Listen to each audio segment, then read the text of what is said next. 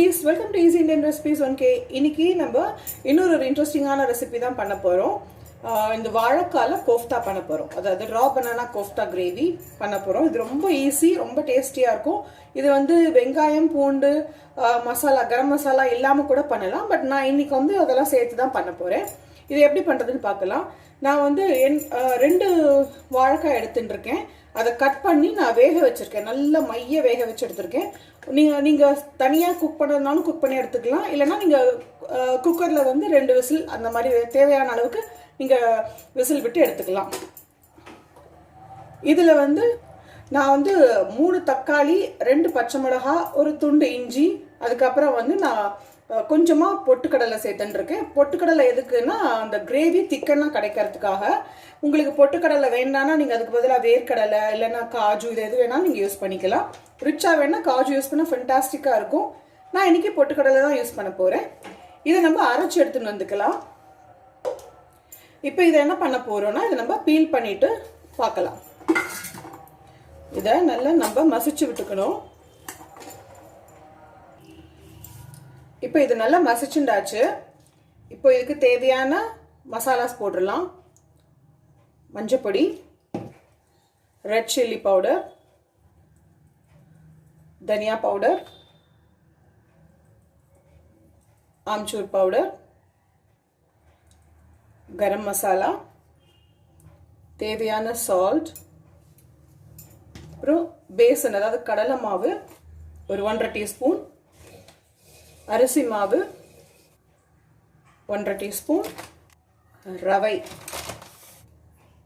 ஒரு 1.5 டீஸ்பூன், அப்புறம் கசூரி மேத்தி. உங்களுக்கு வேணும்னா நீங்கள் இதில் வந்து ஜிஞ்சர் கார்லிக் பேஸ்ட் சேர்த்துக்கலாம். பட் நான் இன்னைக்கு அதை சேர்க்கலை. இப்போ நம்ம ஒரு கடாயில் எண்ணெயை விட்டு வச்சுருக்கோம். இதில் ஃப்ரை பண்ணி எடுக்கணும் இல்லையா கோஃப்தாஸ் எல்லாம், அதனால இப்போ பேரலெல்லாம் இன்னொரு கடாயை நம்ம சுட வச்சுக்கலாம். இப்போ இந்த கடாயில் நம்ம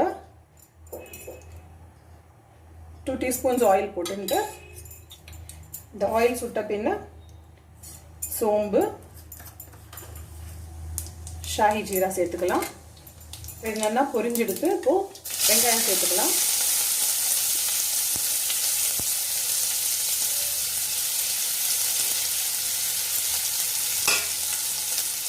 ஜிஞ்சர் கார்லிக் பேஸ்ட் சேர்த்துக்கலாம். இது நல்லா ஃப்ரை ஆகிட்டுருக்கட்டும். இப்போ இது எண்ணெய் நல்லா சுட்டெடுத்து நம்ம ஜஸ்ட்டு சின்ன பீஸ் போட்டு பார்க்கலாம். ரைட், இப்போ ஒரு பீஸாக நம்ம உருட்டி வச்சுருக்கிற கோஃப்டாஸை நம்ம மீடியம் ஃப்ளேமில் வச்சு பொறுமையாக குக் பண்ணி எடுக்கலாம். இப்போது நல்ல கலர் வந்திருக்கு, கோல்டன் ப்ரௌன் கலரில் வந்திருக்கு. இதே மாதிரி நெக்ஸ்ட் செட்டையும் நம்ம பொரிச்சு எடுத்துட்டு பார்க்கலாம். இப்போ நம்ம onions and ginger garlic paste நல்லா குக் ஆகிடுது.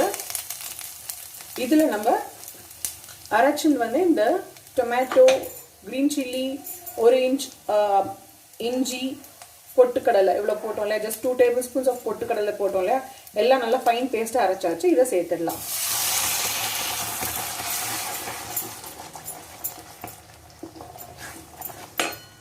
இப்போ இதில் கிட்டத்தட்ட நான் வந்து 2 கிளாஸஸ் வாட்டர் சேர்த்துருக்கேன். ஏன்னா இது வந்து நல்லா கொதிக்கணும். நல்லா கொதிச்சு பச்சை வாசனை போகணும்.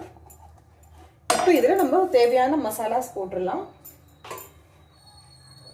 மஞ்சப்பொடி, கொஞ்சமாக காரப்பொடி, ரெட் சில்லி பவுடர், நான் Kashmiri red chilli powder use பண்ணுறேன், கொஞ்சமாக அம்ச்சூர், கொஞ்சம் கரம் மசாலா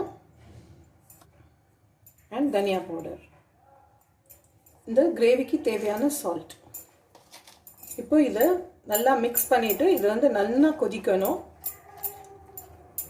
நான் வந்து இப்போ ஜஸ்ட் 2 கிளாஸஸ் ஜலம் சேர்த்துட்டுருக்கேன். உங்களுக்கு இன்னும் கொதிக்க கொதிக்க திக்கன் ஆகிட்டே வரும். அப்போ நம்ம இந்த கோஃப்தாஸையும் அதில் போட்டோம்னா இன்னுமே கிரேவி வந்து ரொம்ப திக்காயிடும். அப்போ நம்ம அதுக்கேற்ற மாதிரி நம்ம ஜலம் சேர்த்து அட்ஜஸ்ட் பண்ணிக்கலாம். நம்மளோட இந்த கிரேவி நல்லா குக் ஆகிடுது. இப்போ இந்த கோஃப்தாஸை இதில் போட்டுடலாம். உங்களுக்கு இதில் போட்டு குக் பண்ண வேண்டாம், கொஞ்சம் க்ரன்ச்சியாகவே வேணும் அப்படின்னாக்கா நீங்கள் வந்து ஜஸ்ட்டு சர்வ் பண்ணுறதே நீங்கள் இதை வந்து அந்த கிரேவியில் போட்டால் போதும்.